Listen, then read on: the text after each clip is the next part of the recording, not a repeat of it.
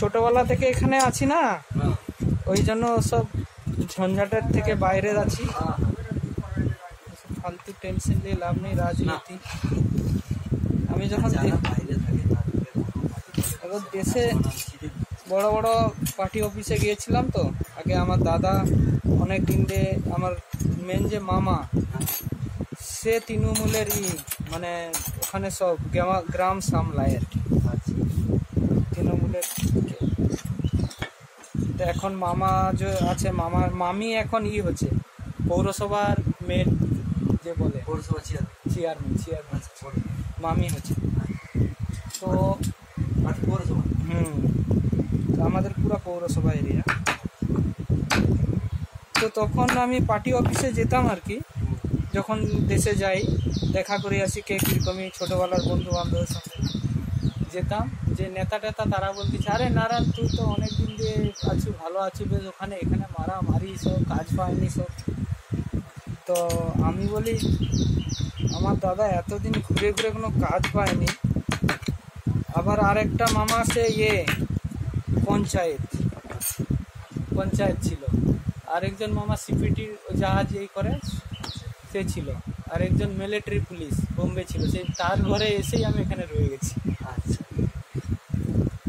তো ওই রকম আমি বলি যে তোমরা এই মাসে 5,000 টাকা করে বেতন দিলে চলবে কি করে মানুষে? বলে তাও পাচ্ছে না, তুই দে না কাজটাই দিবি। তো আমি বলি কতজনকে পাঠাবে বলো, কজন চাই কাজের জন্য? 500 1000 পাঠাবে এখান থেকে? কেউ যাবে? ঘরে বসে থাকা মানুষ কখনো কাজ করতে পারবে? আমরা যেভাবে কাজ করি প্রত্যেকদিন 12 ঘন্টা, পারবে বলো? আমি লাগিয়ে দেবো কাজে।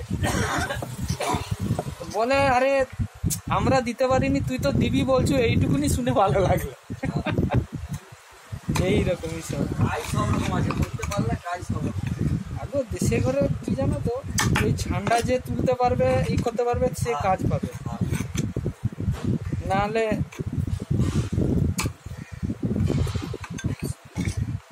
ওই ব্যাটারির কারখানাতে ঢুকছে আমার একজন সম্বন্ধী 4 লাখ টাকা দিয়ে। তার আগে একজন ঢুকছিল, তার 35,000 টাকা পেমেন্ট চলছে এখন। তো ওই রকমই টাকা দিয়ে ঢুকতে হয় না, ওখানে কোনো ভরসা নেই, হয়তো 2 বছর পরেও ছাঁটাই করে দিতে পারে, অন্য লোককে ঢুকাবে। বিজনেস হয়েছে।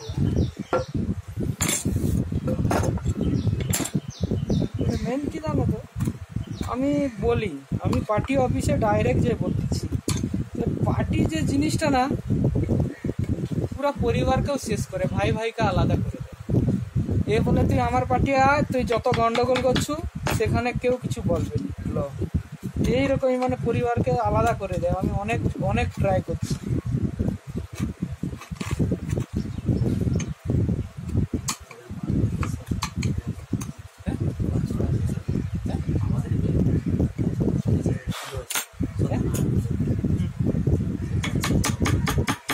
আচ্ছা, শ্রী দর্শনে সত্যনারায়ণ পুজো হচ্ছে আমাদের বিল্ডিং এর যে মালিক, তো যে বিল্ডিং তৈরি করছে, সে শনি মন্দিরে প্রত্যেক বছর 3 লাখ পুরা খরচা দেয়, যত গ্রামের লোক।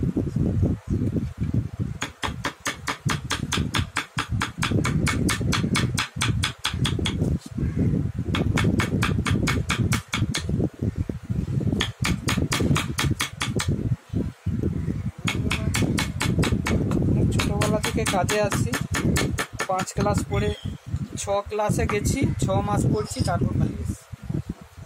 দেশের থেকে কিছু মানে কাজ শিখবে, দেশে ঘরে কাজ করতি 96-এ না,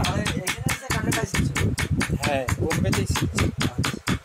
মানে প্রথমে আমি মামাদারে গেছিলাম, তো মামার যে মামি আছে না, অ্যাকচুয়ালি একই গ্রামে বিয়ে হচ্ছে, আমাদের পাড়াতেই বিয়ে হচ্ছে। আর অন্য পাড়াতে মানে মাঠ টাট পেরিয়ে গেলে তখন মামা করা। তো সে মামি যে পরিচিত অনেকজন এসেছিল, তো আমাদের পাড়ার ছেলে সকলে মামির কাছে টাকা রাখতো, যত কাজ করতো সব টাকা মামির কাছে। তো আমিও কাজ করতাম ওখানে, প্রথমে এসে 1 মাস 2 মাস কাজ করছি। কাজ করার পরে তার বন্ধু বান্ধব বলতেছে, ওই দাদরে একজন আছে, চল সানডে আছে ঘুরে আসি। বলে সানডে তমলুকের ছেলে আছে আর কি। ঘুরতে আসি, দেখে আমার প্রচুর পছন্দ হয়েছে। আমি সময় এই কাজটা ভালো লাগছে আমার। দেশে ঘরেও আমি অনেক জায়গায় দেখছি খাট টাট বানাচ্ছে, তো ভালো লাগে বেশ। তো আমি তাহলে ডিজাইন বানাবো, চলো। আমার এইটা দিমাগে ঢুকেছিল, পেয়ে গেছি, ভালো হচ্ছে। আর সেটকে বলছি, বলে সোমবার দিন আসো, সেটের সঙ্গে কথা বলছি। সোমবার দিন এলাম, সেটকে বলতেছি এরকম আমি কাজ করতে চাই, কাজ শিখতে চাই এই কাজ। বলে হ্যাঁ শেখা যাবে, কোনো অসুবিধা নেই।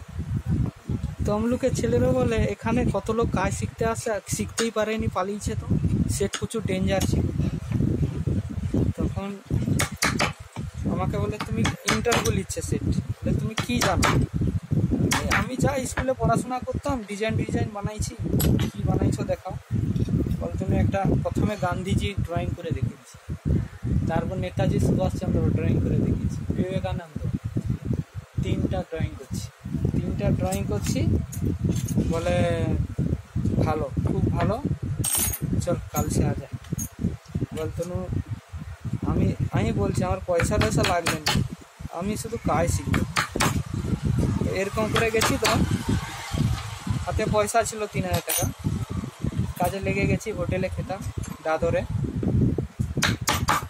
স্বামীনারায়ণ মন্দিরের যে হোটেল থাকে না ভেজ, ওতে কীরকমই পেট ভরে খাও 700 টাকা দিয়ে, 2 টাইম। সকালে রুটি সবজি আর ভাত সব কিছু হতো, পেট ভরে খেতাম। তখন কম বয়স ছিল, পেট ভরে খেয়ে নিতাম। 12-14টা বেশি কোনো ব্যাপার না, আর কাজও সেরকম করতাম।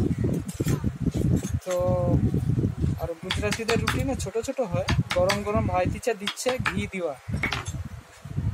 তো আমি বলি সে পাড়ার ছেলে বলতেছে, তমলুকের ছেলে, তারা তো মিস্ত্রি। আমাকে বলে ওই তুই আসু থাকতে পারবি তো? আমি বলি ক্যালেন্ডারে ডেট। আমি বলি কত টাইম লাগবে? বলে